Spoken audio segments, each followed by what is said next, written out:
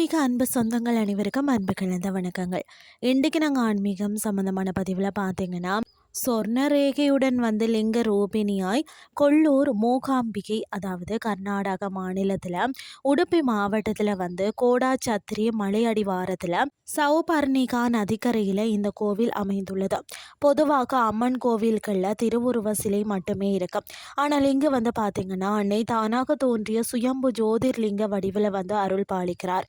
இந்த லிங்கத்தின் குறுக்கே பார்த்தீங்கன்னா சொர்ண ரேகை எனப்படும் ஒரு பிரகாசமான தங்கக்கோடு அமைந்துள்ளது. இது லிங்கத்தை வந்து இரண்டு சமமற்ற பகுதிகளாக பிரிக்கிறது. லிங்கத்தின் இடதுபுறம் உள்ள பெரிய பகுதி பார்வதி, லக்ஷ்மி, சரஸ்வதி ஆகிய முப்பெருந்தேவிகளையும் வந்து வலதுபுறம் உள்ள சிறிய பகுதி பிரம்மா, விஷ்ணு, சிவன் ஆகிய மும்மூர்த்திகளையும் குறிக்கிறது. இந்த சொர்ண ரேகையுடன் கூடிய லிங்க ரூபம் பார்த்தீங்கன்னா சிவனும் சக்தியும் வந்து வெவ்வேறல்ல, இரண்டும் ஒன்று என்பதை வந்து உலகிற்கு வந்து உணர்த்துகிறது. இந்த சுயம்பு லிங்கத்திற்கு பின்னால் வந்து பார்த்தீங்கன்னா ஸ்ரீ ஆதிசங்கரால் பிரதிஷ்டை செய்யப்பட்ட அழகிய பஞ்சலோக மூகாம்பிகை சிலை அமைந்துள்ளது. ஆதிசங்கருக்கு அன்னை அளித்த தரிசனத்தின் அடிப்படையில் தான் 4 கைகளுடன் சங்கு மற்றும் சக்கரம் ஏந்தி வந்து பார்த்தீங்கன்னா பத்மாசனத்தில் அமர்ந்தவாறு இந்த சிலை வந்து வடிவமைக்கப்பட்டுள்ளது. மற்றது வந்து கௌமாசூரன் என்ற கொடிய அரக்கன் சிவனிடம் வரம் கேட்க முற்பட்ட போதும் சரஸ்வதி தேவி அவனை வந்து பேச முடியாமல் ஊமையாக்கினாராம்.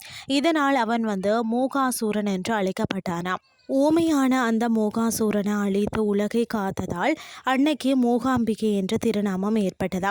இங்கு தேவி வந்து கலைமகளாகவும் சரஸ்வதி வீற்றிருப்பதால் சிறு குழந்தைகளுக்கு முதல்ல வந்து கல்வியை தொடங்கும் வித்யாரம்பம், அதாவது எழுத்தறிவித்தல் நிகழ்வு மிகவும் விசேஷமாக செயல்படுகிறதா. இரவு பூஜை வந்து காசாய மங்களாராதி முடிந்த பிறகு கசாயம் பிரசாதமாக வழங்கப்படுகிறதாம். என்னன்னு சொல்லி பார்த்தீங்கன்னா சுக்கு மிளகு, திப்ளி, இஞ்சி, ஏலங்காய், வெல்லம் போன்ற மூலிகைகளால் தயாரிக்கப்படும் இந்த கசாயம் அதாவது ஆதிசங்கருடன் தொடர்புடையதாக கூறப்படுகிறது. அவரது தவம் செய்த போது உடல்நலம் குன்றிய போது அன்னை இதை கொடுத்ததாகவும் ஐதீகம். இது மருத்துவ குணம் கொண்ட பிரசாதமாகவும் கருதப்படுகிறது. இன்றைய ஆன்மீகம் சார்ந்த பதிவு உங்களுக்கு வந்து பிரயோசனமாக அமைஞ்சிருக்கும்னு சொல்லி நான் நம்புகிறேன். இதே மாதிரி மற்றொரு ஆன்மீகம் சார்ந்த பதிவோடு உங்களை சந்திக்கிறேன். நன்றி.